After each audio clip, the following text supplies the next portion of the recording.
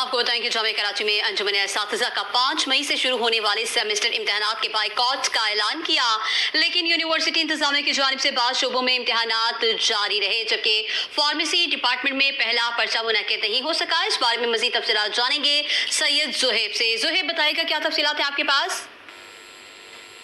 जी देखो, मैं आपको आगाह करता चलूँ, जामिया कराची की अंजुमन असातिज़ा का इम्तिहानात से एक दिन कबल कल हंगामी इजलास मुनक़िद हुआ था, जिसकी सदारत अंजुमन असातिज़ा ग़ुफ़रान आलम ने की थी, जिसमें अंजुमन असातिज़ा की जानिब से 5 मई से शुरू होने वाले सेमेस्टर इम्तिहानात के बाइकॉट का ऐलान किया गया था।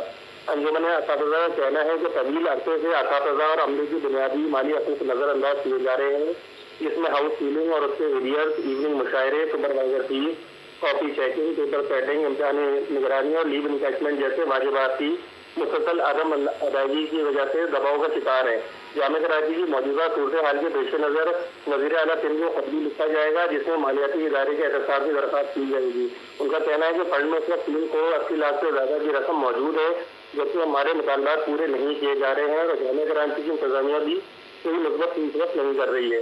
दूसरी जानिब अंजुमन असातिज़ा के बाइकआउट के ऐलान के बावजूद जामिया कराची की इंतजामिया ने 5 मई से फर्स्ट सेमेस्टर मॉर्निंग प्रोग्राम के इम्तिहानात के आगाज़ का नोटिफिकेशन भी जारी किया था रजिस्ट्रार जामिया कराची की जानिब से, जिसके बाद आज देखने में यह आया है कि शोबाए इब्लाग आमा, फिजियोलॉजी और शोबा अंग्रेजी में इम्तिहानात जारी हैं, जबकि फार्मेसी डिपार्टमेंट में पहले सेमेस्टर के पर्चे का इनेकाद नहीं हो सका है।